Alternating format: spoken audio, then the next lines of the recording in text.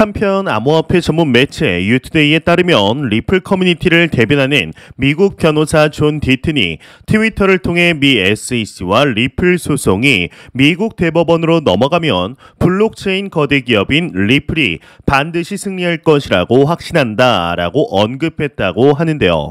구독과 좋아요, 알림 설정 부탁드립니다.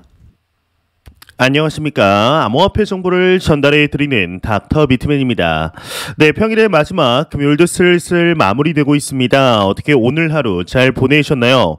현재 암호화폐 시장이 계속해서 보합 흐름을 보여주고 있습니다. 일단은 현재 가격대를 유지하면서 FOMC 금리 결정 발표 때까지 이어갔으면 좋겠는데, 일단은 코인 마켓캡에서 메이저 탑10 코인들 가격 한번 살펴보도록 하겠습니다. 네, 일단 비트코인의 경우는 전날과 크게 다르지 않습니다. 0.06% 상승, 사실 거의 차이가 없죠. 23,000달러대를 나타내고 있으며, 이외에 이더리움은 1.47% 하락한 1,584달러대를 나타내고 있습니다. 6위의 XRP를 보게 되면 0.73% 하락한 0.40달러대, 8위 에이다는 0.65% 상승한 0.37달러대를 나타내고 있는데요. 네, 비트코인의 도미넌스, 이더리움의 도미넌스 각각 살펴보게 되면 42.4%, 18.5%를 나타내고 있습니다. 네, 그렇다면 과연 선물 투자자분들은 현재 포지션 어떻게 나누고 있는지 롱숏 비율 한번 확인해 보도록 하겠습니다. 네, 일단 비트코인을 보게 되면은 현재 롱 포지션이 아니죠. 숏 포지션이 60%로 우위를 점하고 있으며, 이더리움도 이제 숏 포지션이 62%로 우위를 점하고 있습니다. XRP의 경우는 숏 포지션이 70%로 우위를 점하고 있으며, 최근 엄청난 상승을 보여준 앱토스의 경우는 롱 포지션이 56%로 우위를 점하고 있네요. 네, 이제 지난밤 사이 미국 주식이 준수한 상승을 보여주었습니다. 그간 큰 하락을 보였던 테슬라 또한 의미 있는 상승을 보였는데, 이 다우존스는 0.61%가 상승을 했고, 이 나스닥이 1.76%나 상승하였습니다. 네, S&P 500의 경우는 1.1% 상승하며 1월 내내 준수한 상승을 보이고 있죠. 반면 코인 가격은 조정을 보이고 있습니다. 이제 최근 들어서 나스닥과 비트코인의 디커플링이 이루어지고 있다고는 하였지만, 꼭 이렇게 증시는 상승하고 크립토 마켓이 하락할 때만 더욱 부각이 되는 것이 아쉬울 따름입니다. 크립토 마켓은 상승하고 증시는 하락하는 케이스는 이게 거의 찾아보기가 이제 힘들죠.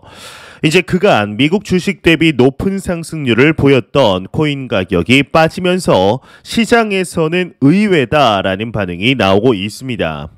이제 나름의 지지선을 잘 지키고 있는 상태에서의 조정이기 때문에 이 비트코인의 가격 자체가 크게 우려스럽지는 않지만, 이 실적 발표와 맞물린 상승은 오히려 미국 주식이 의외라는 느낌이죠. 이제 미국 주요 기업들의 실적은 예상보다 괜찮은 반응입니다.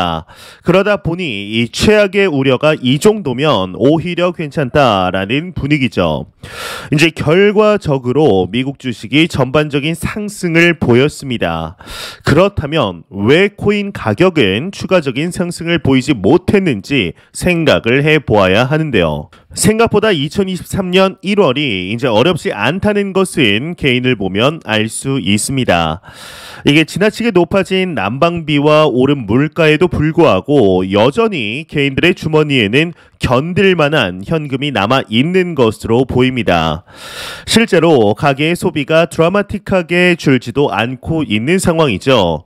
이러한 상황에서 어떤 자산을 선택하느냐는 단순한 개인의 취향만으로는 설명할 수 없는 무언가가 있습니다.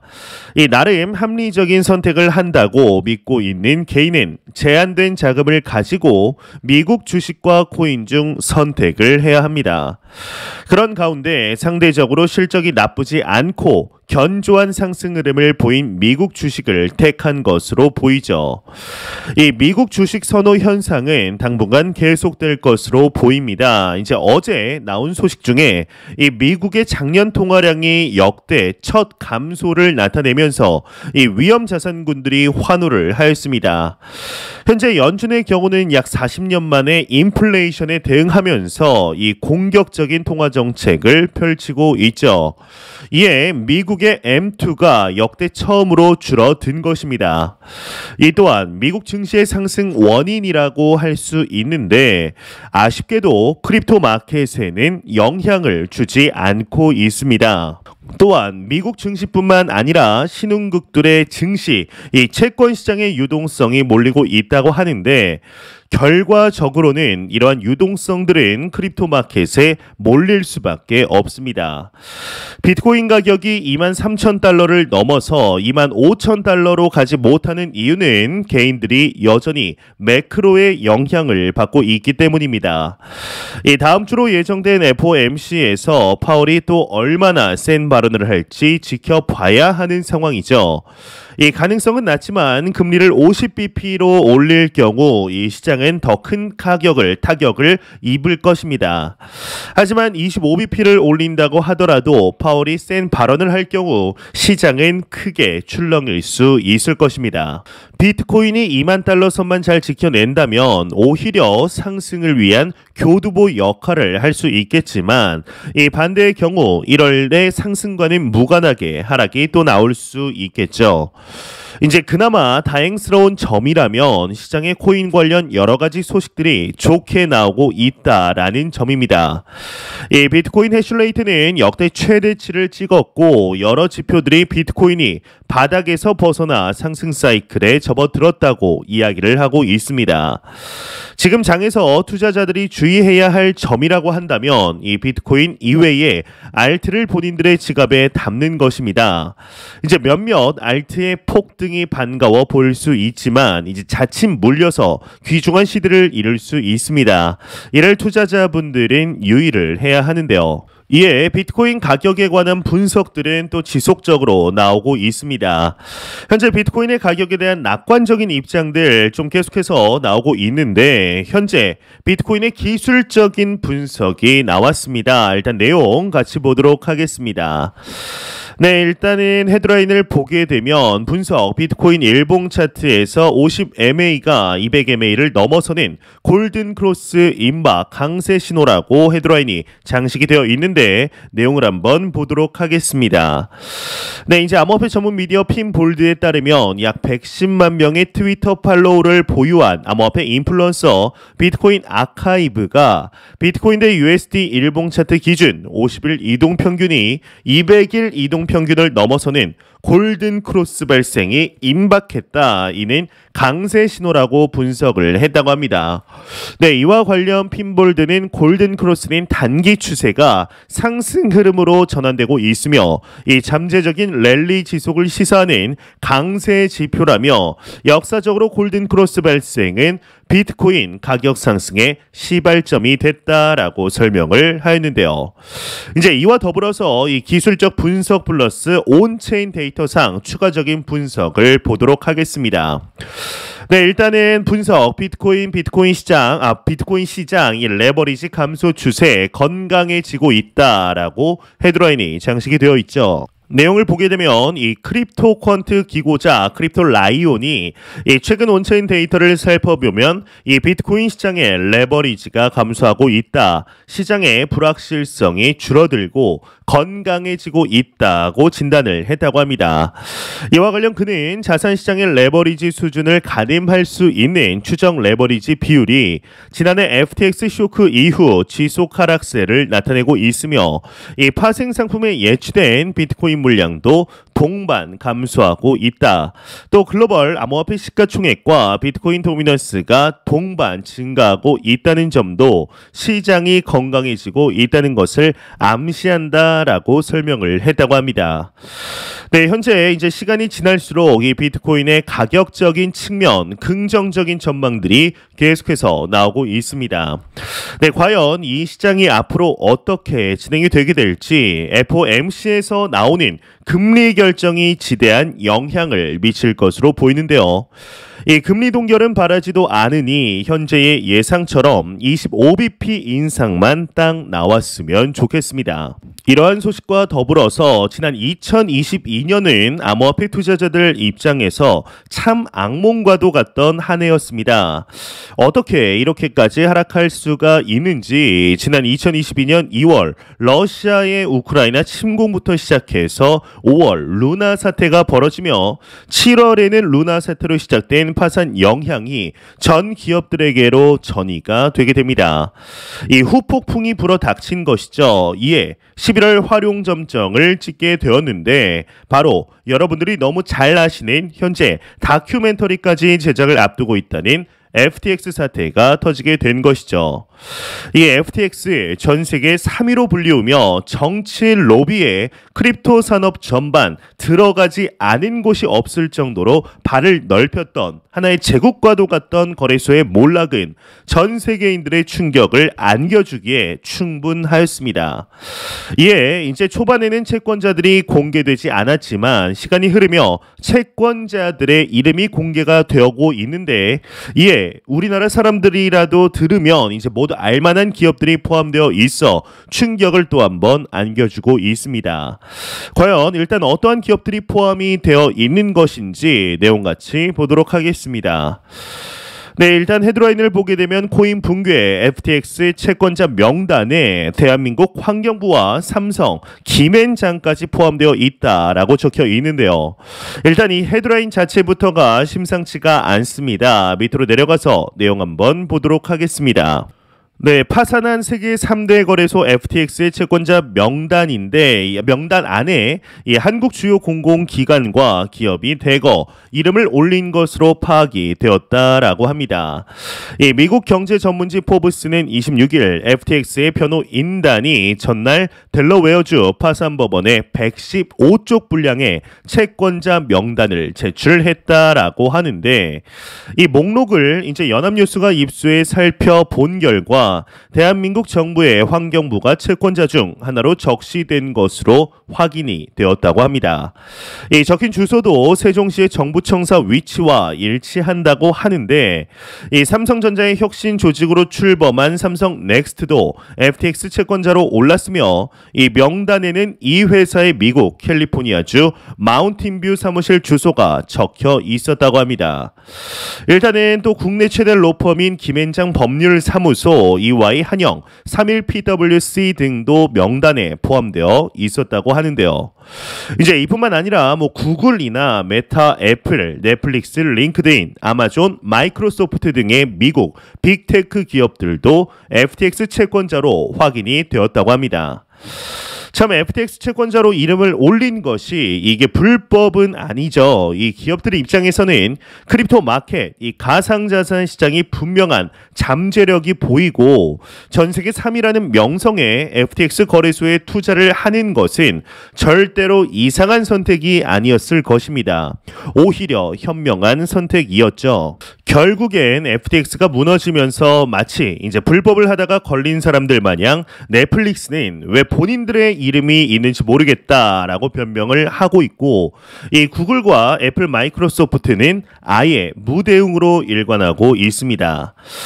이제 초반에는 FTX의 채권자 명단을 공개하지 않기로 하였지만 시간이 지나면서 공개하는 것으로 바뀌었죠. 이제 만약 채권자 명단이 공개될 경우 포함되어 있는 기업들의 주가에 영향을 미칠 수 있기 때문이었지만 이보다는 국민들의 알 권리가 더욱 중요했던 것으로 보입니다. 거의 이제 크립토 마켓 역사상 최악의 사태라고 볼 수 있는 지난 11월 FTX의 여파일까요? 국제 스와파 생산품 협회 ISDA는 이 크립토 기업 파산 국제 지침서를 만든다는 소식이 들려오게 됩니다. 이로써 이제 암호화폐 소유권에 대한 국제 표준 지침서가 마련이 되는 것인데, 이 내용에 처음으로 포함이 되는 내용은 일괄정산이라는 개념입니다. 일단 뭐 이름부터가 뭔가 신뢰가 좀 생겨나는 것 같은데요. 이 ISDA가 제공할 국제 표준 지침은 이 파생 상품 거래에 적용되는 일괄정산 원칙에 근거하여서 기업과 고객 간의 이제 변제 의무 사항이 담길 예정이라고 합니다. 일괄정산은 모든 채권자들이 파산한 기업의 관리인을 통해서 이 채무를 공정하게 일부 변제받을 수 있다라는 내용이 주를 이룬다고 하는데요. FTX 파산이 다수의 기업들이 연쇄 파산하는 상황을 만들었기 때문에 이러한 지침을 정하는 것이라고 명확하게 이야기를 하고 있습니다. 확실히 이번 사태를 통해서 이제 크립토 마켓이 더욱 성숙되며 규제적인 문제들이 보완되는 모습들을 우리는 확인할 수가 있습니다. 이에 FTX 파산 이후 연쇄적으로 파산될 것이라는 루머에 휩싸였었던 이 크립토닷컴 거래소의 경우는 국제 표준 보안 인증을 획득하면서 또 한 번의 최초 기록을 세우게 되는데요. 이 뱅크런 우려를 둘러싼 거래소에서 다시 한 번의 상승 도약을 꾀하고 있는 것으로 보이죠. 현재는 이 넥소 거래소가 힘든 시간들을 보내고 있지만 이 서서히 성장통도 마무리되려는 듯 보이고 있습니다. FTX와 같은 일들은 언젠가 터질 수밖에 없는 구조였기 때문에 오히려 몸집이 더 커지기 전에 끝난 것이 다행이라고 생각하는데요. 이 확실한 규제 완비를 통하여 크립토 마켓이 더욱 확산될 수 있는 2023년이 되기를 진심으로 바라해 보겠습니다. 이러한 소식과 더불어서 매일같이 나오는 리플 XRP 관련 소식들이 오늘도 또한 나왔습니다. 현재 리플사의 경우는 미 SEC와의 소송으로 힘든 시간들을 보내고 있는 상황 속 그럼에도 긍정적인 소식들은 지속적으로 나오고 있습니다. 이제 최근 소송이 이번 연도 마무리될 것이라는 기대감이 커지고 있는 상황 속에 이 리플 소송을 지속적으로 추적해온 미국의 변호사 이 존 디튼에게서 리플 소송 승리에 관한 확언이 나왔다고 하는데, 자세한 내용 화면 넘어가서 같이 보도록 하겠습니다. 네, 헤드라인을 보게 되면은 이 비트코인 하락의 XRP 0.40달러 선 위태 미 변호사 리플 SEC 소송에서 확실히 이길 것이다, 이렇게 헤드라인이 장식이 되어 있습니다. 네, 밑으로 내려가서 내용을 한번 보겠습니다. 이제 암호화폐 전문 매체 이 더 크립토 베이직에 따르면 리플 지지자로 유명한 미국 암호화폐 전문 변호사 이 제레미 호건이 트위터를 통해 리플 레저는 중앙은행 발행 디지털 화폐 이 CBDC와 상호작용할 수 있다. CBDC는 특정 토큰으로 표시되는 IOU 형태로 XRP 레저상에서 발행될 수 있으며, 이 CBDC는 XRP 레저의 빠르고 효율적인 결제 프로세스를 활용할 수 있다고 설명을 했다고 합니다.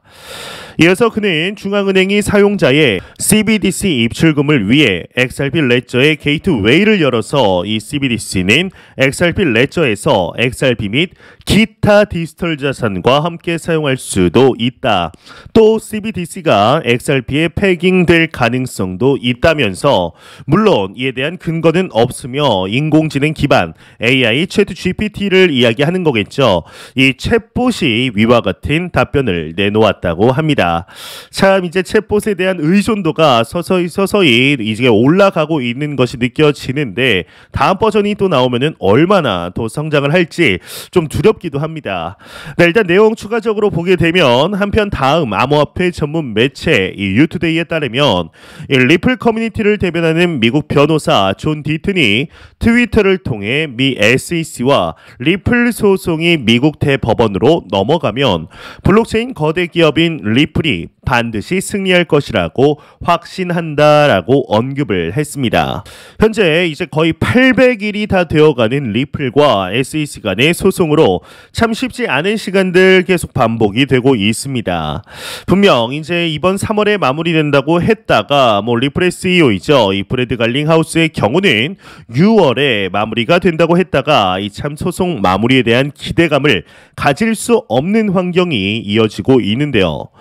이러한 것들이 XRP를 계륵과 같은 코인으로 만드는 것이 아닐까 싶습니다. 이제 내가 더 사자니 뭔가 기회비용이 아깝고 그렇다고 팔자니 내가 팔면 상승할 것 같은 기분 말이죠.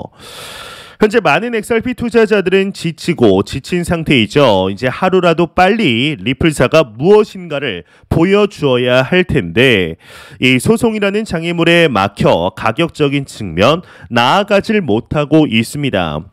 과연 이 소송이 마무리되게 되었을 때 그동안의 피눈물을 닦아줄 수 있는 모습을 보여주게 될 것인지 한번 같이 기대하며 기다려보도록 하시죠. 네, 제가 준비해온 소식은 여기까지입니다. 영상이 도움이 되셨다면 구독과 좋아요 그리고 광고 한 편만 처음부터 끝까지 시청 부탁드립니다. 이 채널은 오직 광고 수익으로 운영이 되게 됩니다. 항상 영상 시청해 주시는 시청자분들, 구독자분들 너무나 감사드립니다. 오늘 남은 시간 잘 마무리하시길 바라면서 저는 더욱 도움이 되는 영상으로 찾아뵙도록 하겠습니다. 지금까지 닥터 비트맨이었습니다. 감사합니다.